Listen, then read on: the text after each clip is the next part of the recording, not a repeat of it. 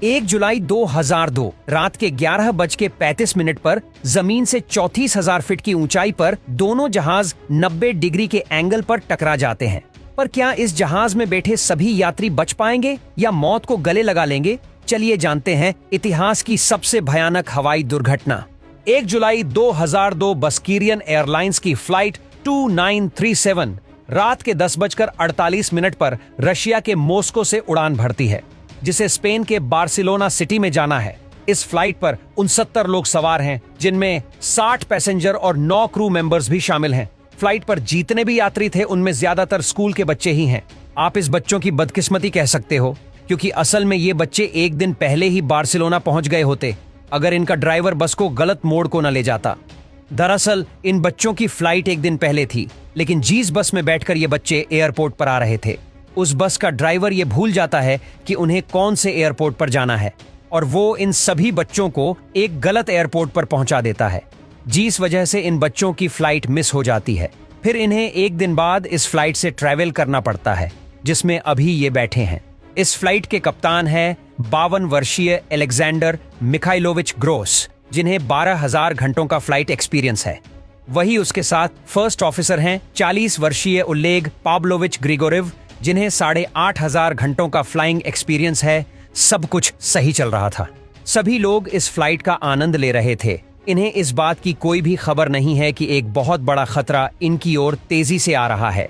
दरअसल इटली के Bergamo international airport से DHL फ्लाइट 611 बस्कीरियन एयरलाइंस के उड़ान भरने के करीब 2 घंटे बाद उड़ान भरती है। ये एक कार्गो प्लेन था, जिसको बेल्जियम के ब्रुसेल्स एयरपोर्ट पर जाना था। ये जहाज भी 2 अनुभवी पायलट्स के हाथों में था।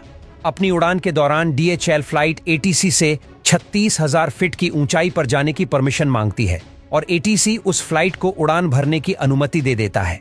और उस समय एयर स्पेस को कंट्रोल करने के लिए ATC में पीटर नील्सन ही एकमात्र कंट्रोलर मौजूद थे, जो एक साथ 2 प्लेन को कंट्रोल कर रहे थे।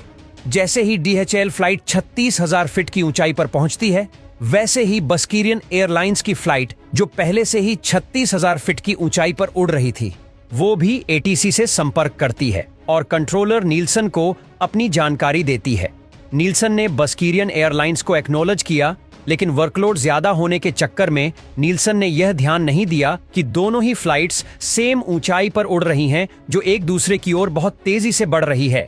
अगर इस भूल पर ध्यान नहीं दिया गया तो दोनों ही फ्लाइट्स सिर्फ एक ही मिनट में एक दूसरे से टकरा जाएंगी। तभी नील्सन को ध्यान आता है कि दोनों ही फ्लाइट्स सेम ऊंचाई पर उड़ रही हैं, तो वह तुरंत बस्कीरियन फ्लाइट से संपर्क करता है और बस्कीरियन फ्लाइट की ऊंचाई को कम करने का निर्देश देता है। लेकिन जब तक नीलजन बस्कीरियन फ्लाइट को निर्देश देता, उससे पहले ही दोनों ही फ्लाइट्स में लगा TCAS सिस्टम एक्टिवेट हो जाता है और दोनों ही फ्लाइट्स को वार्निंग देने लगता है। दरअसल TCAS को ट्रैफिक कॉलिजन अवॉइड सिस्टम बोला जाता है। ये एक आधुनिक टेक्नोलॉजी है जो 2 जहाजों को हवा में आपस में टकराने से रोकती है। TCAS सिस्टम कुछ इस तरह से काम करता है कि जब कोई जहाज उड़ रहा होता है तो TCAS सिस्टम आसपास के एयर स्पेस को स्कैन करता रहता है। जब 2 जहाज सेम ऊंचाई पर होते हैं तो दोनों जहाजों में लगे TCAS सिस्टम पायलट्स को वार्न करते हैं, और ऑटोमेटिकली एक जहाज का TCAS सिस्टम जहाज को ऊपर जाने का इंस्ट्रक्शन देता है और दूसरे जहाज का TCAS सिस्टम जहाज को नीचे जाने का इंस्ट्रक्शन देता है, जिससे दोनों जहाज बिना टकराए एक दूसरे के ऊपर नीचे से गुजर जाते हैं, जिससे होने वाले एक्सीडेंट को रोका जा सकता है। जब दोनों फ्लाइट एक दूसरे की ओर तेजी से बढ़ रही थी तो TCAS सिस्टम ने बस्कीरियन फ्लाइट को ऊपर जाने के निर्देश दिए और DHL फ्लाइट को नीचे जाने के निर्देश दिए। DHL फ्लाइट के पायलट ने तुरंत TCAS सिस्टम के निर्देश का पालन करते हुए अपने जहाज की ऊंचाई को कम करना शुरू कर दिया, और इसकी जानकारी तुरंत ATC में बैठे कंट्रोलर नील्सन को देनी चाहिए। लेकिन DHL फ्लाइट का पायलट नील्सन से संपर्क नहीं कर पाया, क्योंकि उसी समय में नील्सन बस्कीरियन फ्लाइट के साथ बिजी थे। इधर बस्कीरियन फ्लाइट का TCAS सिस्टम पायलट को निर्देश दे रहा था कि फ्लाइट की ऊंचाई को बढ़ाया जाए, लेकिन ATC में बैठे नील्सन ने बस्कीरियन फ्लाइट के पायलट को जहाज को नीचे लाने का निर्देश दिया था। अब बस्कीरियन फ्लाइट के कप्तान के सामने 2 विकल्प थे। पहला कि वो TCAS सिस्टम के निर्देश का पालन करे, और दूसरा ATC में बैठे नील्सन के निर्देश का पालन करे। वैसे उस समय में टीसीएस सिस्टम एक नई टेक्नोलॉजी थी, तो ऐसी सिचुएशन में इस पर विश्वास किया जाए या नहीं, इसका फैसला लेना बहुत कठिन था। तो बस्कीरियन के पायलट ने टीसीएस सिस्टम की वार्निंग को नजरअंदाज करते हुए एटीसी में बैठे नीलसन पर विश्वास किया और अपने जहाज की ऊंचाई को कम करने लगे। लेकिन एटीसी में बैठे नीलसन और बस्कीरियन फ्लाइट का कप्तान दोनों ही इस बात से अनजान थे कि डीएचएल फ्लाइट के पायलट ने टीसीएस सिस्टम के निर्देश को फॉलो करते हुए अपने जहाज की ऊंचाई को कम करना शुरू कर दिया है। अब दोनों ही जहाज अपनी अपनी ऊंचाई को कम करना शुरू कर देते हैं। अगर दोनों ही जहाजों के कप्तान टीसीएस सिस्टम को फॉलो करते तो शायद इन दोनों जहाजों को टकराने से रोका जा सकता था और अब फिर से दोनों ही जहाज एक ही ऊंचाई पर उड़ रहे थे।